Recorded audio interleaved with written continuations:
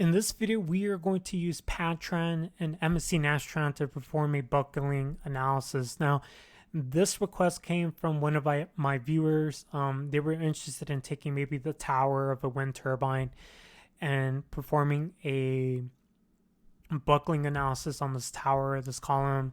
And by that, I mean this region of the wind turbine here on the right, this vertical tower or column. Now, you want geometry first.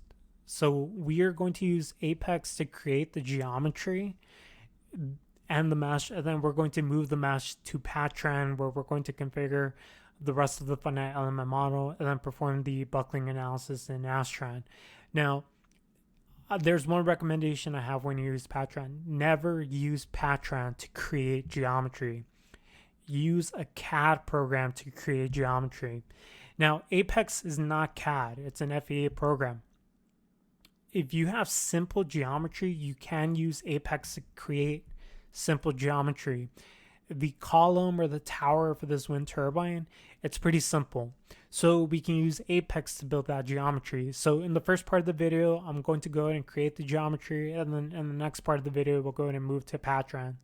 So here, when you open Apex on the top right hand corner, let's go ahead and create or open the geometry edit tools, or rather, let's open these sketching tools, which would be this. Let's click on the center point circle. And what we're going to do is create a sphere, a circle rather, for the base of the tower, if you will. So let's go ahead and maybe select the center point. Let's make the bottom maybe 2 meters. Now, this is not going to match exactly the dimensions of the wind turbine. I want to give you enough details where you can go ahead and replicate this on your own, and you would use your own dimensions for your wind turbine. So here, let's go ahead and look at this. Okay, so this is going to have a radius of 2 meters. Let's go ahead and create a second radius, and we'll give this a radius of 1 meter. And let's go ahead and exit the sketcher. And let's go ahead and see if I get my two surfaces. You can see that I still don't have my two surfaces. So let's do this. Maybe let's hide this. It's created a curve. Okay, let me do this. Let's see if I can split this. Okay, I'll do this in a moment. So let's go ahead and sketch a new surface. Now, there are different ways of doing this. And this is this is one way of doing it. Here, let me create a second part. Right click on the part and set to current. Let's go ahead and set current. So anything I create, it's added to part 2. Let's go ahead and create another circle. This new circle is going to be 1 meter.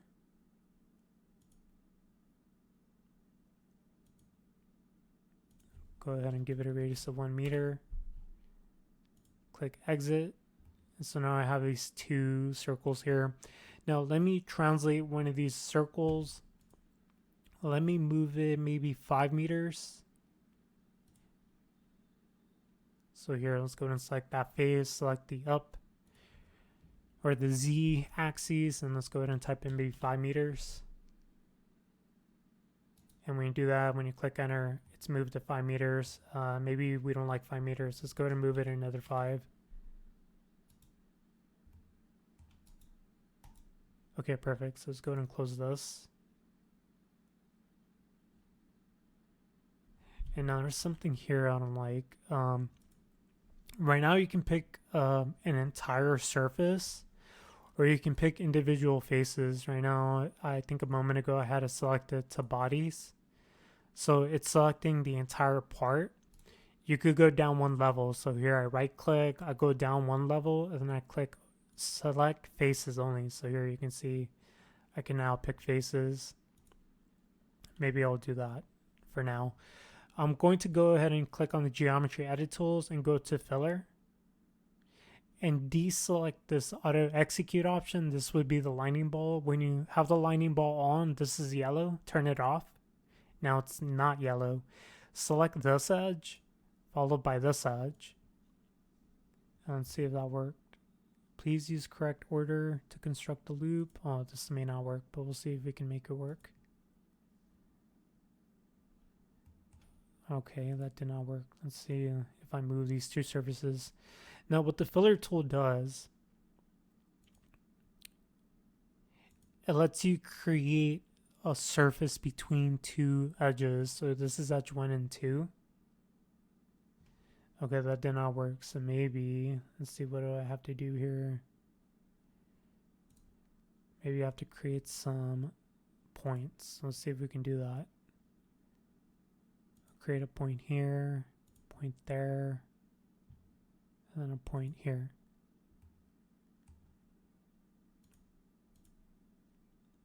And then let's go ahead and use the filler tool.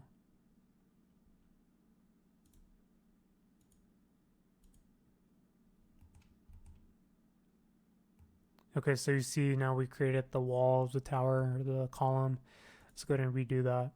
So what I did now, I added these two vertices to the top and the bottom. That was giving me the issue. Now what I can do is the following. Say I want to delete this circle here. I go into the split surfaces tool. I select this face. And when it's orange, I press the delete key. And now it's deleted that. And I'll go ahead and do that for the bottom one too. So there you have it. Now, in the future, we're going to need a few things. We're going to need some points in the center of the circle. So we can do this. We can go back to the sketching tool. We can go back into the sketching plane. And we can create a point here.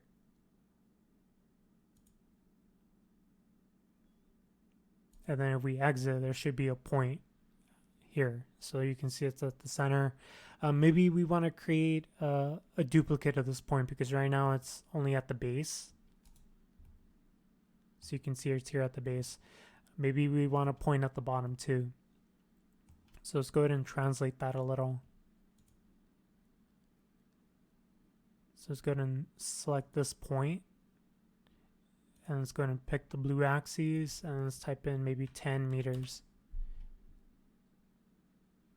Oh, here what I did was I accidentally translated it. What I wanted to do is make a copy.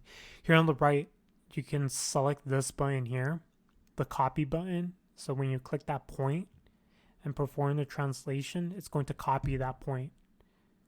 Let's go ahead and do that again, 10 meters. So if we look, and anytime you want to exit a tool, you can just press the escape key and that exits the tool you're in right now. So right now you can see I have a point at the bottom and then a point at the top. Now you might want to add a rib to this. So I'll show you how to add a rib right now. Let's go ahead and do this. Let's go ahead and open the sketcher tool. And let's go ahead and create a circle. So we'll go ahead and enter this plane to create our sketch. We'll pick this point and then move out a little. Maybe we'll do it this big for now. And then we'll create another circle. So maybe we'll do it something like that. So if we come out a little, we want to move this rib to maybe the middle of the tower, if you will. So what we can do is click on transform and we can translate this. Maybe let's translate it 5 meters.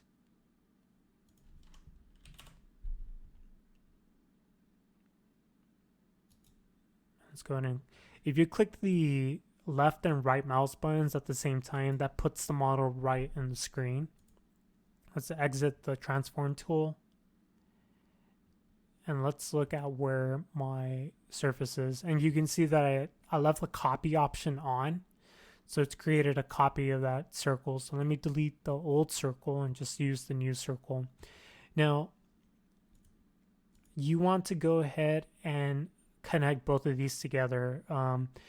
Number one, if you want a connected mesh, all the surfaces and faces have to be in the same part. And then you have to make sure that the colors, these colors, are either green or yellow. If it's green or yellow, it means that the elements in the future are going to be connected.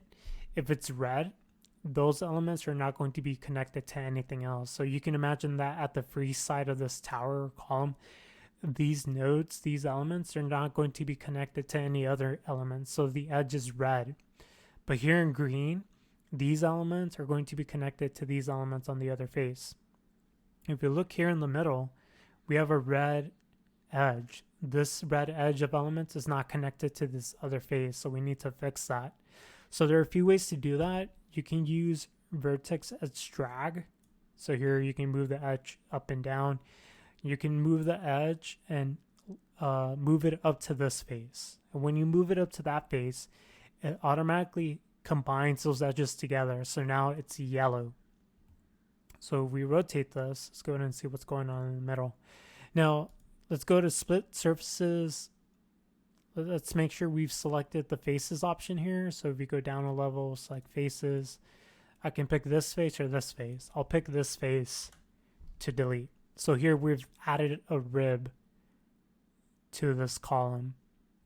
Now let's go ahead and save this. And one thing I highly recommend, always create a backup of this CAD geometry. So right click on the model here, go to export, go to downloads, and let's go ahead and create a new directory called here old files.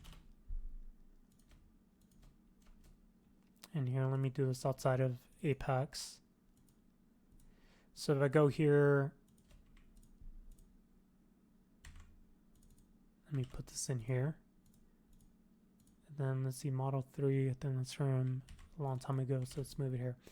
Okay, so what we're going to do, we are going to output the parasolid geometry. So use this option, and we're going to name it backup today's date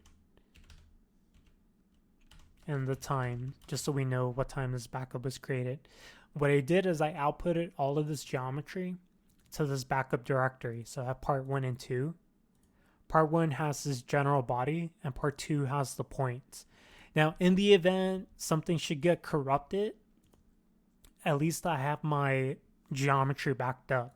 So always do this when you're using any tool. Always output your CAD geometry as a backup before something inevitable happens.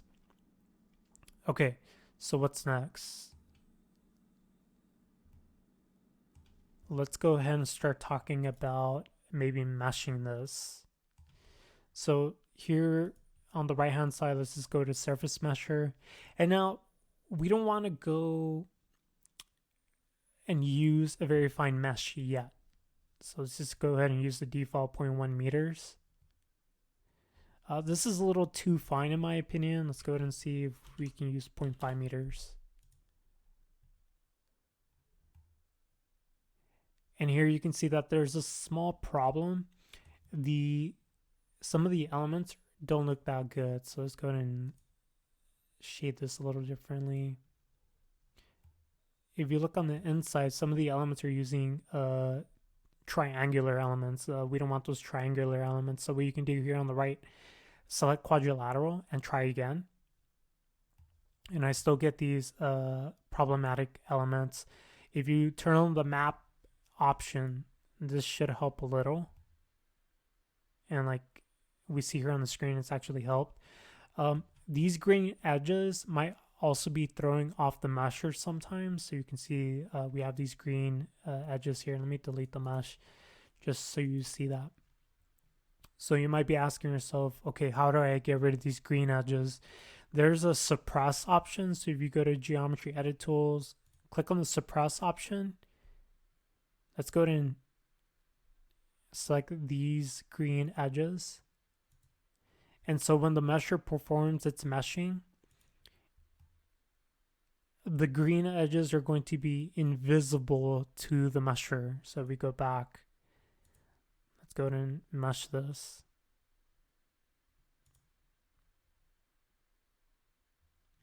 So now let's suppose I unsuppress that edge. So let's go ahead and go back to the unsuppression tool. You can see the suppressed edges and purple dashed lines. If you click that edge again, it influences the mesh. Sometimes we don't want that, so we suppress the edge, and now the meshing behaves a little better. Okay, now let's go ahead and do this. Let's go ahead and save this maybe. And you can see something's a little off here in the middle. Let's see if we can figure out what's going on. You can see the element mesh here in the middle is not to my liking. So let's see if we can fix that. So let's remesh this. Okay, that didn't work. Let's move some of the dominance here. That didn't work. Let's go to feature mesh. Sometimes that also works. Okay, that gave me a really odd, okay, that helped a little on the inside. Let's move this to maybe back to 2.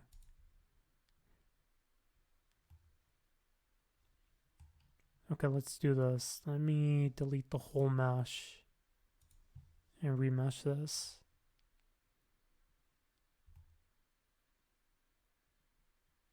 Okay, let's turn off the feature mesh again. Now you'll see that my Apex skills are a little rusty, and just because I haven't used it in a while. And now this is a moment in the video where you have to take time to work with this little to get the mesh that you want.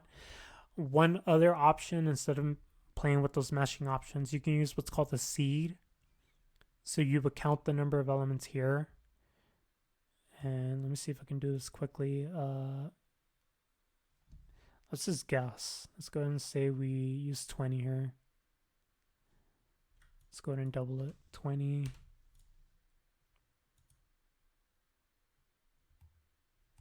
And then maybe 30.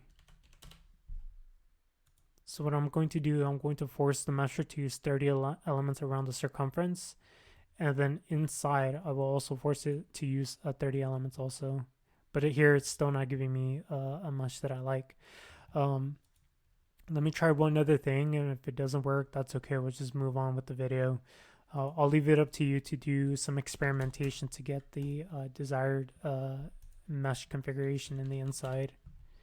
So here, what I'm going to do, right now it's selecting the entire part. What you can do is go down another level and select the face. And here you can see I now have 2 elements through the radius, and it's still not giving me what I want. This is one other option you can do. Oh, and I think I remember what's going on. Let me see one other thing. Sometimes there is a stray vertex that influences this. So let's see if we can find it. I'm thinking that here, let me keep digging. Okay, I think I know what's going on. There is, how do I say? There's sort of a mismatch happening here.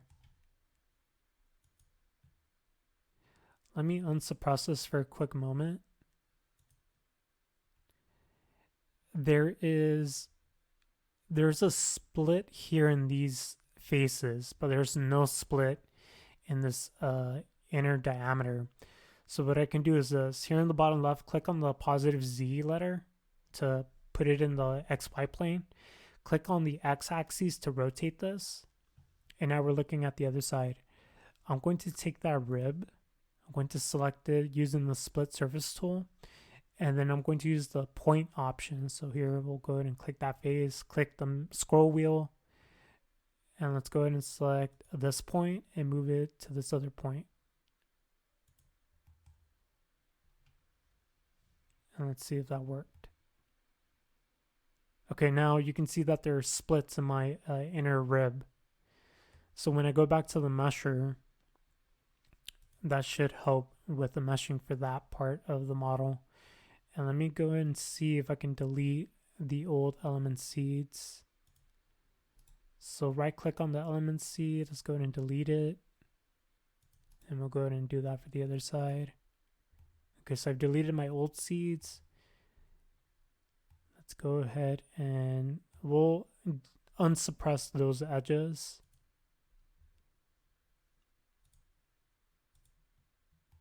So we'll turn that back on, and then let's go and remesh this.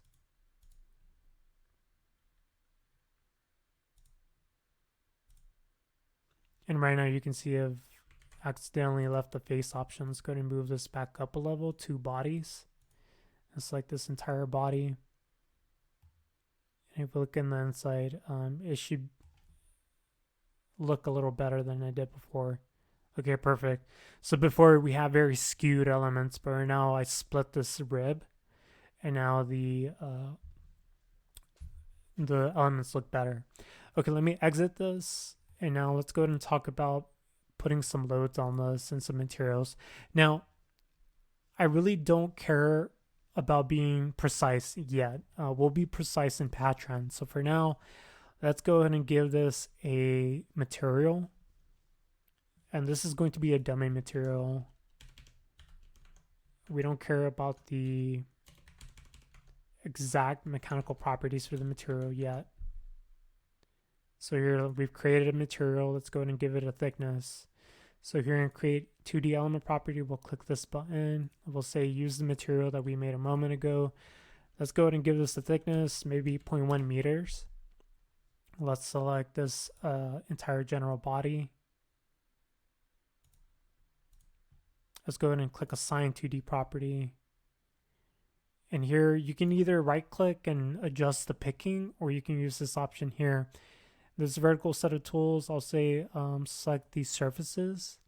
And since all these faces are connected together, one surface is equal to all these faces connected together rather. So I'll select this one surface.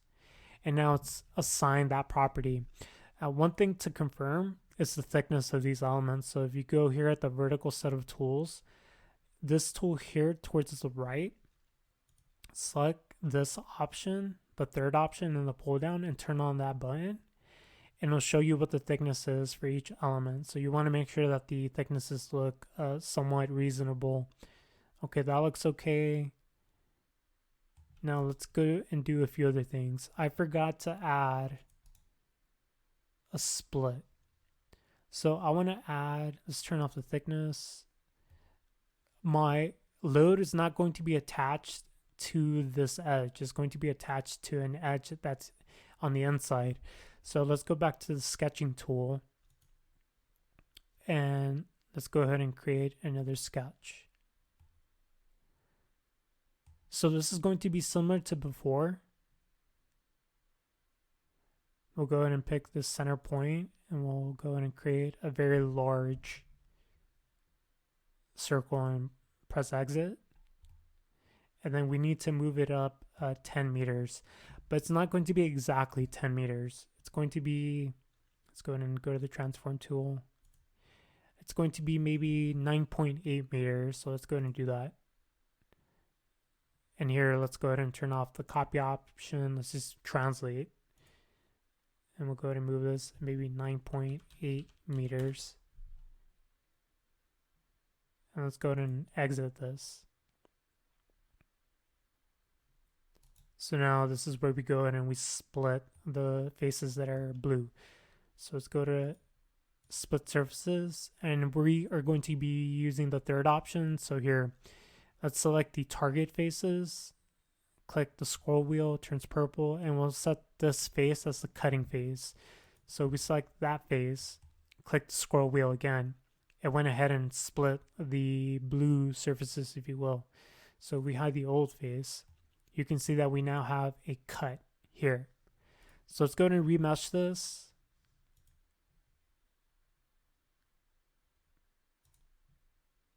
And let's make sure that the element thicknesses look okay.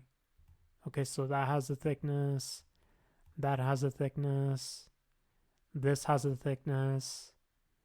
Okay, so let's go ahead and exit this. Let's go ahead and save this. So we'll go to File, Save. And then remember, you want to always export your geometry just in case. Let's go ahead and rename this backup, today's date, and then the time. So the time is 32. So we'll save this. Oh, I pressed the wrong option. Export this as a parasolid, and then give it today's date and the time. We'll save this. And now if we look on our desktop, we have a new backup with part 1 and 2. So this is going to contain the new geometry we have. Okay, we have our material. This is what we've done so far to this mesh. So it might be good to look at a text editor. So right now we created a mesh. So we can imagine that the stiffness matrix right now has a bunch of columns to it and a bunch of rows. But the problem is that for each degree of freedom, each column has nothing but zeros. So a mesh alone gives you a stiffness matrix that's n by n degrees of freedom.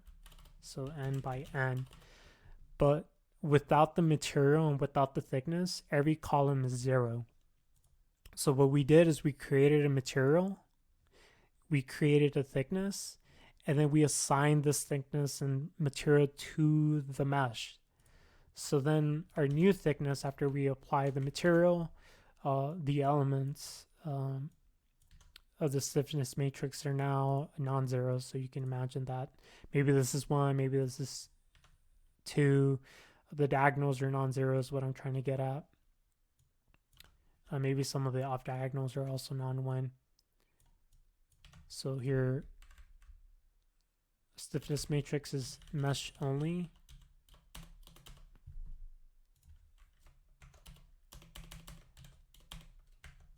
Mesh with material and thickness.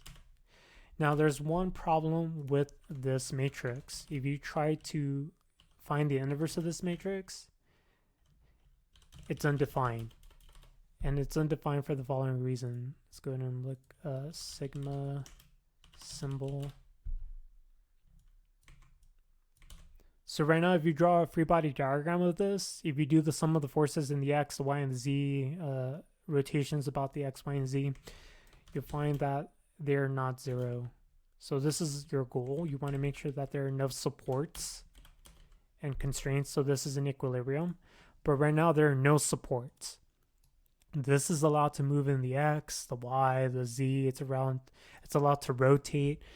This is not good. So now we have to define some supports. So to do this, let's go ahead and go to the constraints section, and let's go to constraint. Here, let me see if I can use an RB2. So here, let's go and look here. Okay, so here, there's a remote option. Click on this, and we are going to use the rigid option. So select the entities you want to distribute the constraint to. So I believe, let me get the order here. So I believe you would first select the edges you want to constrain, and then the point where you want to apply the constraint.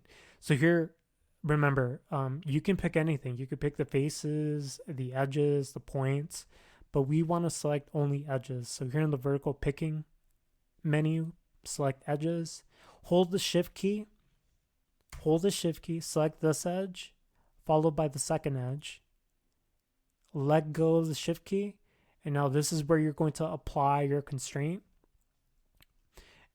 And then you remember that we made a point a long time ago. So here in the middle is that point. Let's go ahead and pick that point. Once you left click that, it's going to create your RB2 in Nastran speak. That's what it's called. So now let's go ahead and close this. And let's make sure that this is properly supported. So let's go ahead and save this.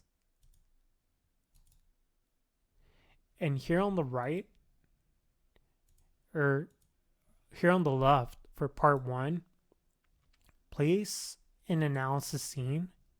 And this is where we're going to use a normal modes analysis to perform this natural frequency analysis. So let's go ahead and click the running man icon. Now, you might be asking yourself, how come we're doing a normal modes analysis? Ultimately, we want to perform a linear statics analysis.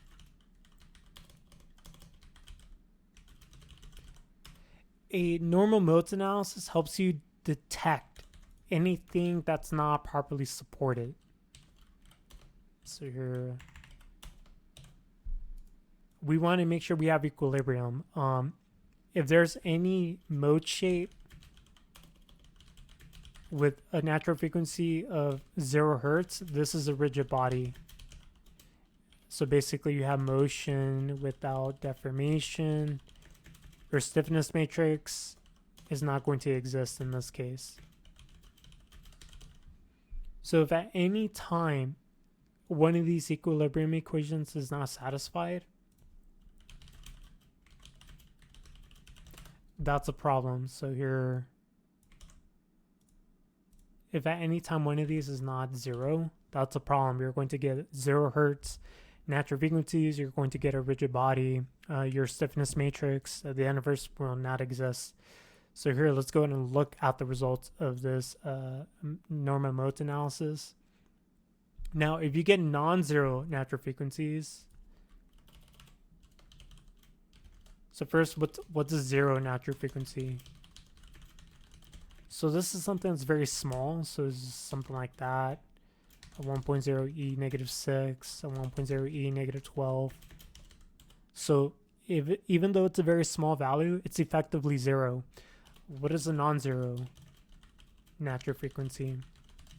If it's something like this, 0.01 hertz, that's okay. If it's 100 hertz, that's also okay.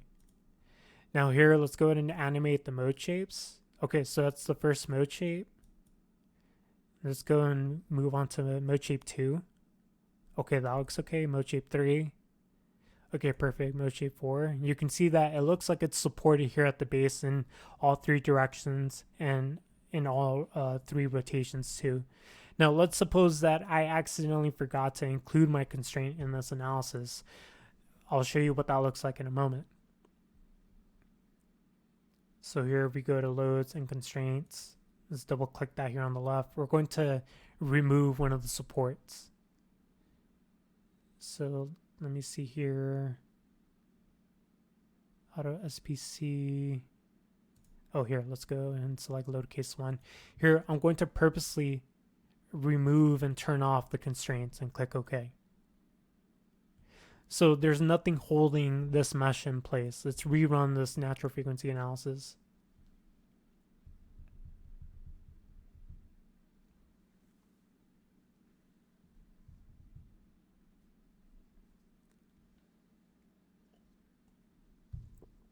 Okay, let's wait.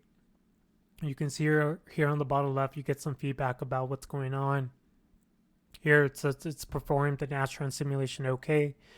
And then it's going to be attaching the results. So that might take 1 minute, maybe a few seconds.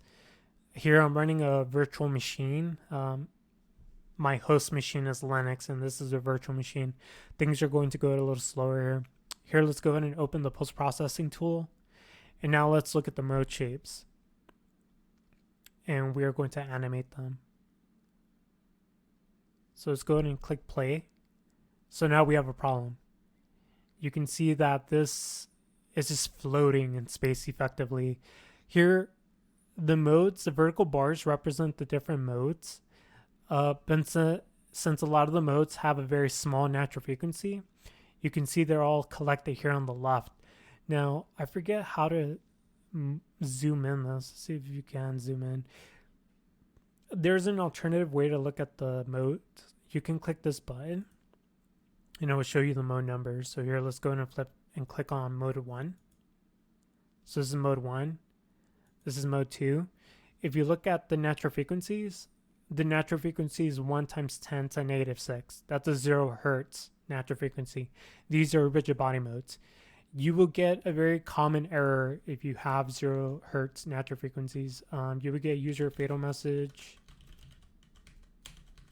9050, or the newer one, which I believe is 3000. Now, don't quote me on that.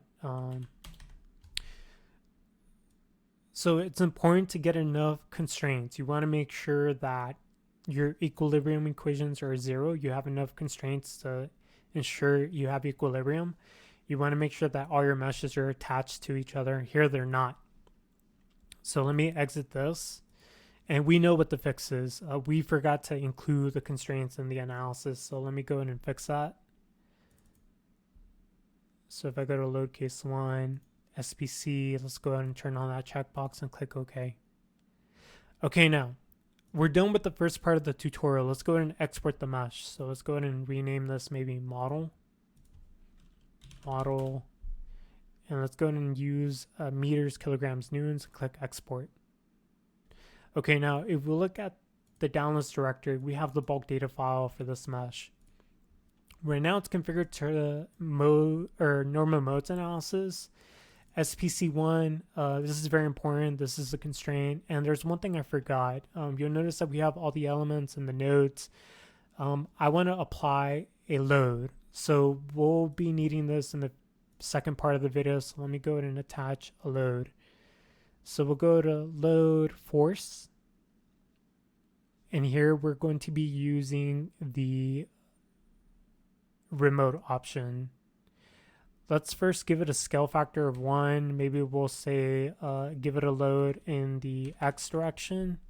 So 100 newtons. We'll use the compliant option. So the compliant option is going to be using a RBE3 element. So right now, let's go ahead and select the edges option here in the vertical menu. Hold the shift key. And now the auto execute option is on. That would be this lightning ball. Click on that lightning ball. It turns the yellow highlight off. This gives us better control. Hold the shift key. Select this edge. Then the second edge. Then you can let go of the shift key. Click the scroll wheel. And now this is where you're going to be applying your load. And now remember we created this point at the beginning of the video. Click that point. Click the scroll wheel. And this applies the load as you see here. Let's go ahead and exit this. And now here in the loads and constraints section, select load case 1. So here we have our constraint. The checkbox on the right is on. This constraint has been selected. Let's go ahead and now select a load. Let's see if it's here. Oh, we're in normal modes analysis. So let's go ahead and go back to model. Right click on part 1. Click place an analysis scene. Set this to linear statics. And let's go ahead and click on generate a simulation scenario. So this is going to add a second study in the study tab. So this is scenario 2. Click on the loads. Click on load case 1. Let's make sure that the SPC checkbox is on. These are the constraints. Let's make sure that the load checkbox is on. This is the load we just defined, and click OK. Now, instead of running this, let's just export this. I know this is going to run. So let's name it model. Let's use units of meters. Click export, and let's go ahead and look at that bulk data file. So before we only had an RBE2 for the constraint, but now we have an RBE3 for that spider element at the top where we apply the load. Now, here is the force that we applied. We have only defined one force. We'll define more loads in Patran. So now this is configured for SOL 101 and statics analysis. We have the load command, which is a pointer to that load. The SPC is a pointer to the SPC, the constraint. All the elements and the materials are here. Now, let me go ahead and do this. I do not have Patran installed on this machine, so I'm going to have to switch over to my other virtual machine where I have Patran installed. So let's go ahead and pause the video here. Okay, so here is my Windows 7 machine. I'm just closing some items from a previous video I did. So let's go ahead and close all these. And let's create a new Patran database. We'll call it Pat D. And here, this right click option, that's just a shortcut I have on my operating system. You would have to double click on Patran, create a new database. But this option that I have, the Patran new and Patran open, that's only for my operating system. So here's our new Patran database. Let's go to right click, import model, Nastran input. Let's go to navigate to where I have that bulk data file. So here is that same mesh we had a moment ago. And let's go ahead and create a different load case. So here we'll click on load in BCs, create load case. We'll call this load case 1. We'll click apply and we'll click another one. We'll create a new load case 2, and click apply. Okay, now click on the home tab, click on the model tree. Here, let's go ahead and right click on load case 1 and modify it. Let's go ahead and add the displacement constraint, click OK and click apply. Now let's right click on load case 2. You can see that in load case 2 there's nothing, there are no constraints or loads. Let's go ahead and add displacement constraint and the force that we defined. Click OK and apply. And one thing for load case 1, I forgot to add the load. So let's go ahead and add the load here and click apply. Now let's go ahead and add or modify load case 1. Let's go ahead and modify, or rather let's go ahead and do this. Let's set it as a current one, make current. So any constraints or loads that we create, they're automatically added to load case 1. Let's go ahead and modify that first load. Let's modify that. Let's go ahead and add a torsion on this. So 0, 0, 0, maybe we'll add a torque of 100 Newton meters. And for the force, maybe we'll say 0. Click OK. Click the region. So this is going to be this node. Click OK and click apply. So let's go ahead and use the wireframe options, change the color. So now what we're doing here, we're just applying a torque to the top. And now let's create a new load. So click on load BCs, click force. We'll call this force 2. We'll click the input data. Here we'll say apply the load in maybe the Y direction, 100 newtons, and use 0 for the Z direction. And maybe we'll say, you know what, add a moment about the X axis. So we'll say 200. And then do not use moments for the other Y and Z axes. Click OK. Click the node where you want to apply the load. So that would be this node. Click add, so it's in the application region. Click OK and apply.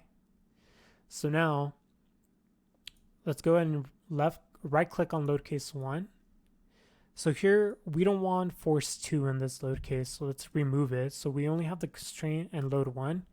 Click OK and click apply. Now let's go ahead and modify load case 2. Here we have the constraint and force 1. Let's remove force 1.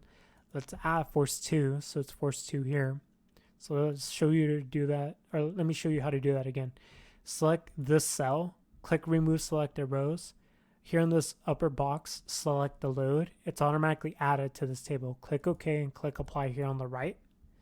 Now let's turn on the SPC1. SPC1 is here at the bottom. Let's turn on force 1. Force 1 is displayed here. Let's turn it off. Let's turn on force 2. Force 2 is not displayed because right now you're looking at load case 1. You set it to make current.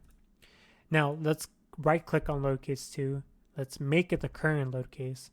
Now when you turn on the load, since that load is in load case 2, it's now displayed when you turn it off and on. Okay, let's go to analysis, go to entire model, go to subcases. Now I'm going to make a modification to load case 2. Select load case 2 here on the top and bottom. Go to output requests, click on advanced. Here for displacement, select displacement. Here on the bottom right, mark the checkbox for suppress print. This is going to add the plot describer. So you notice that plot is here for displacement. For stress, plot is not present. Let's add plot. So select stress, mark the checkbox, and do that for SPC forces, mark the checkbox. So they all should have plot. Click OK and apply. Click cancel. Let's now go to solution type, turn on linear statics for now. What load cases are we going to run? And deselect untitled. Select load case 1 and load case 2. Click OK. Let's rename this model B. Click apply. And let me make sure everything's been selected. Okay, let's go ahead and go to that directory, Patran D, and let's look at the new bulk data file. So now I have two load cases. In the second load case, you'll notice that I have the plot describer. Plot says output the results to the H5 file only. If you have print, this is going to output the results to the F06 file, and then guess what? You now have a text file that's 100 or 1 gigabyte big. But here in this case, it's only 23 kilobytes.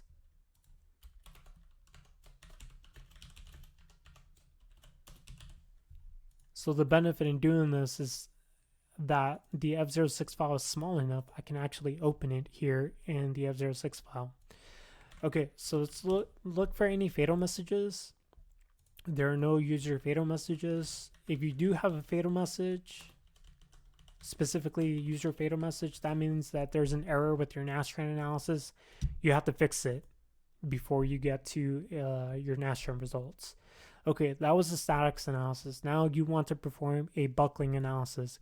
Go to solution type, switch on the buckling option, click OK, click apply, say yes to replace the old analysis. And now if you look at your new bulk data file, it's currently configured to SOL 105. And let's go ahead and see, there's a problem with my buckling analysis. Let's go to subcase select. I think there might only be, oh, okay. In the subcase selected, there's only the default subcase. That's not what I want. I want load cases 1 and 2. So let's go ahead and make sure that those load cases are here on the list. Click OK. Click apply. Now, I believe I should have 4 subcases here now. What's going on is the following. The first subcase is the statics analysis. The second subcase is the buckling analysis. You have the stat sub command equals 1. This is saying point to subcase 1, performing the buckling analysis. And the next 2 subcases are the same thing. Performing statics analysis for load case 2. Subcase 4 has stat sub 3. Stat sub 3 is pointing to subcase 3. So use the results from subcase 3, perform the buckling analysis there. Let's open the F06 file. Let's look for user fatal message. There are no errors, that's good. Let's look down here. Let's look at the real eigenvalues. And you can see there's a problem here. I have all these results. We'll take a look at that in a moment. So what I'm looking for is this table called real eigenvalue. So real eigenvalues, that's going to give you the buckling load factor. So let's go ahead and find all here. So I think I might only have, okay, we'll get to that in a moment. Here you can see what my buckling load factor is. It's 6 times 10 to the 12. There's one buckling load factor that I'm missing. So let's see if we can find what's going on here. You notice that I have a lot of data here. These are the results I do not want output. So let's go ahead and look at the bulk data file. Here you can see what's going on. For subcase 1, 2, I don't have the plot command, so it's outputting everything. And I don't want that. Another thing that's missing, my other eigenvalue. Here, let's do this. Let's go ahead to analysis, click on the HDF5 option, and click on H5 here, click apply. Go to results. And here I only have one buckling load factor, which is maybe something I don't want. So let's see if we can find out what's going on here. So let me clean all of this. Let's do this. Let's go to analysis and entire model, go to subcases. Something here is off. Let me see if I can find what's going on. So now this is where we have to go load case by load case, turning off the plot option. So here, output requests. So you see the checkboxes are not marked. Let's go ahead and mark those. Click OK and apply. Yes. Let's do this for load case 2. Click output requests. Let's turn off all of this. So you see the plot command is here and here. Click OK and apply. Let's go in and see if we can do this for the next one. here, let's go ahead and deselect the plot option and apply, and we'll do that for the next one. I do not want the F06 file to have all these results, but by default it's outputting out the displacement and all the eigenvectors. I don't want that. So let's go and do that for the last one. And I think I forgot to click apply, so we'll do that in a moment. So let's go ahead and go back and look. Yeah, sorry, I forgot to click apply here. So let's redo it for this option. Click apply. So now if we open all of these one by one, they should all have plot here. So plot, plot, plot. Let's go back here, click output request, plot, plot. Okay, now we can exit this. Let's look at our load cases and click apply. Yes. Now, if I look back in the F06 file, all those eigenvectors should not be present. Okay, perfect. Now, the question I have now is why do we only get one eigenvector or eigenvalue for this example? So let's go here. So 105, okay, I have my stat sub there, my stat sub 3 here. Okay, maybe this is what's going on. Maybe the number of eigenvalues that I'm getting is just equal to 1. Okay, so let's go to entire model, go to solution type, buckling solution parameters. Here in eigenvalue extraction, this is where you can control the number of eigenvalues that you get. Maybe we want 20 eigenvalues, so let's go ahead and click 20 here, or type in 20, click OK, OK here, click OK. You notice right now the eigenvalue entry here is set to 1. Get me only one eigenvalue. But now we said get me 20 eigenvalues, so that number should not be 20. And you can see here it's now 20. Let's look in the, here we'll go and look at this in a moment. Let's look in the F06 file and let's look for real eigenvalues and search the entire document. So you can see now that I'm getting multiple eigenvalues. I'm getting at most 20. Let's go ahead and import the results. Let's go to results. And here, let me make sure I'm not getting this confused with something else. And you know one thing I forgot to do? Forgot to look for user fatal message, so let's look for that. Okay, there are no errors that I see. Let's go and reattach those results. And then, oh right, so these must be my buckling load factors. Okay, so I'm assuming this would be, let's look at this, load case 2. That's interesting. I'm only getting, let's go and see what's going on here. Method 1.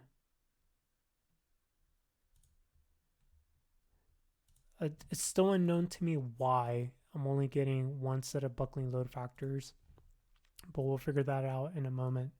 So here you can see what the buckling load factors are. I get positive and negative buckling load factors. You might be asking yourself, why am I getting a negative buckling load factor? So here, if we look at these eigenvalues, why here, buckling load factor, BLF for short. Why am I getting a negative buckling load factor? So let's assume that we applied one force, F equals 100 newtons. This is saying that the buckling load factor for this case would be 100 newtons times 6.68 times 10 to the 12 times 10 to the 12. And that would give you your buckling load factor. Now, what does a negative buckling load factor tell you? This is saying the buckling load factor is 100 times negative 6.69 times 10 to negative 12. So this would be giving you some other value, 6.69 times 10 to the 14, I believe. Someone check my math on that. Here is 6.68 times 10 to the negative 14. So this second buckling load factor, what this is telling you, and here, these are not buckling load factors, these are buckling loads now. So basically the buckling load is going to be the buckling load factor times the load, L. What the negative is telling you is if you were to reverse the load, if the loads go in the opposite direction, that will give you buckling. So that's what a negative buckling load factor gives you. The way you can control that is by going back to analysis, entire models, solution type, solution parameters, and eigenvalue extraction. Here you can control the lower bound of the eigenvalues. So here what you can say is that, hey, you know what? The lower bound should be 0. So if you click OK here and here, click OK here and apply, you notice that the eigenvalue entry now has a lower bound. So that would be the 0. If you go back to the F06 file and look at the eigenvalues, let's go and see if we're done with that. If you look at the eigenvalue column, they're all positive now. That's because we said, hey, give me more than 0 hertz, 0 eigenvalues, rather. Now, there's still one thing we're not doing correctly here. We're not getting the buckling load factor for the first load case. So let me pause here and investigate this a little. You know what? I've been overthinking this. This is probably going to be the easiest way to do this. So here under subcase select, since I'm only getting eigenvalues for one load case and not both load cases together, we'll do this simply. The first analysis is going to involve only the buckling analysis for load case 1. So we'll say OK here. You see I've only selected load case 1 here. Click apply. This is going to go ahead and perform the export of the bulk data file. It's going to run Nastran, but here what we're going to do is the following. We're going to copy that and say model buckling analysis load case 1. So we'll do that. Then we'll redo this. We'll go to subcase select. We'll deselect load case 1. We'll look for load case 2. We'll add it to the list. We'll click OK and click apply. This is going to go ahead and run the analysis. But now we have 2 separate files. Each one is performing a buckling analysis for load case 1 and separately load case 2. So I think that is the easier way to do it. Ideally, I would do this all in one bulk data file, but I cannot find that one option. So I think for now we can do it separately. Okay, so let's do this. Let's manually run Nastran. So go to that directory and let's run it for the first bulk data file and the second bulk data file. Now, what I expect is that the eigenvalues should be different for both. So let's go ahead and move these side by side, move to the other view. Okay. So here on the left is going to be the buckling analysis for load case 1. Here on the right is going to be the buckling analysis for load case 2.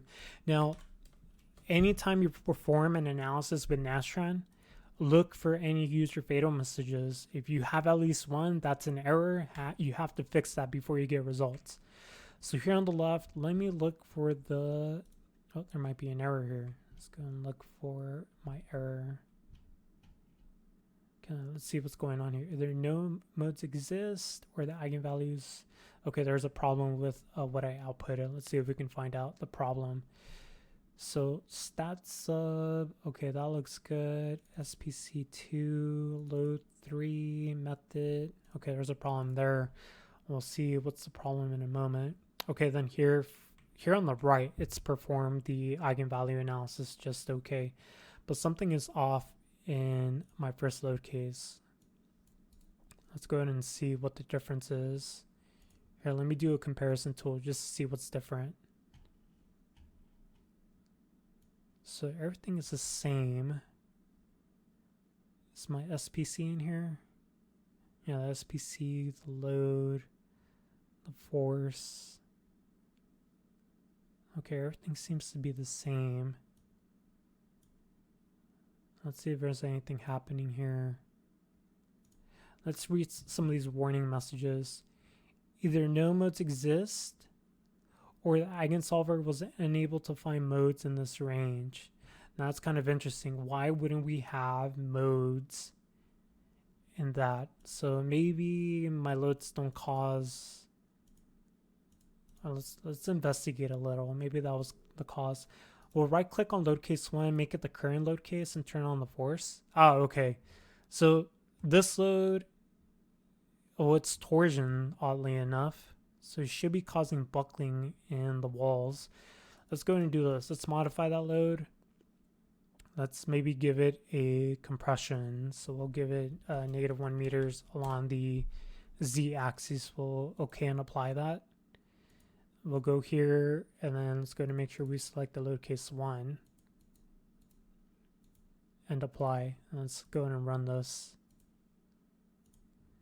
So maybe it had an issue with the load. Maybe it wasn't causing a load that could be used for the buckling analysis. So let's go and look at the user fatal message. Okay, so let's go and now run this separately. Okay, so the good news is that now I get eigenvalues. So maybe that's what was causing the issue. So let's go ahead and rename this buckling 1. So if we open it, here on the left, it should say load case 1. Okay, perfect. All right, so now let me do this. Let's try and run both of them together now. So let's go and select load case 1 and 2, click apply. And let's see if we get eigenvalues for both load cases. So like I said before multiple times, let's go ahead and make sure there are no user fatal messages. Okay, perfect. There are no errors. Now, okay, perfect. Now I get a table of real eigenvalues for load case 1 and load case 2. Now before, I was only getting eigenvalues for load case 2, but not load case 1. Now the problem was the following. I was only applying a torsion to the top. The buckling analysis didn't like that. In my opinion, it should have been able to detect that, but apparently not. I believe you have to perform a nonlinear analysis to detect buckling due to torsion. Here, what I did is instead of applying a moment, a torsion of 100 Newton meter, I applied a force of 100 Newton meters in the downward direction. Here, you know what? I think here, let me investigate something real quick. So let me turn off that load and click apply. And this was the original configuration. If I go back to analysis, let me see if under solution type, I remove the lower bound. Let's remove the lower bound on this. Click OK, OK here and here. Click apply. And let's see if we get 2 tables for the eigenvalues.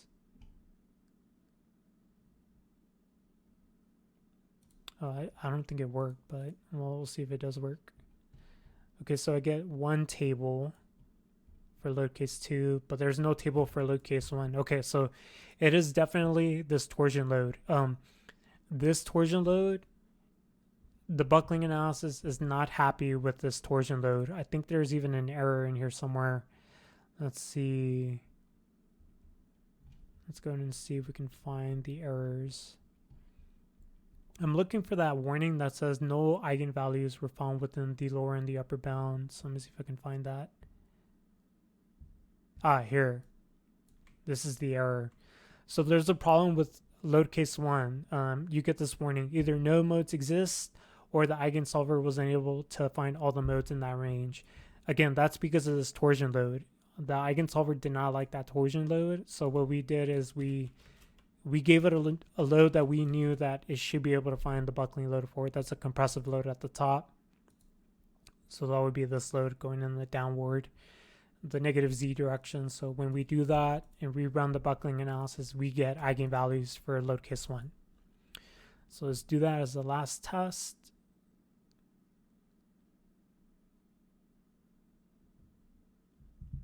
And let's go in and wait.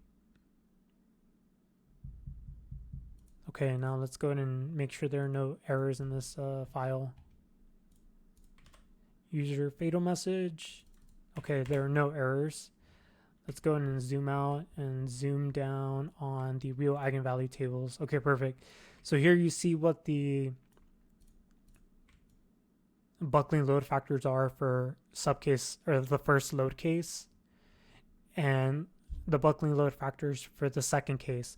Now, pay very close attention to the subcase labels here on the top right. This is subcase 4, and this is subcase 2. Now, this is going to get a little confusing, I know, but this is okay. So subcase 1 does a linear statics analysis for load case 1. Subcase 2, or 3 rather, this does a linear statics analysis for load case 2. Now, what about subcase 2? Now, what subcase 2 is doing,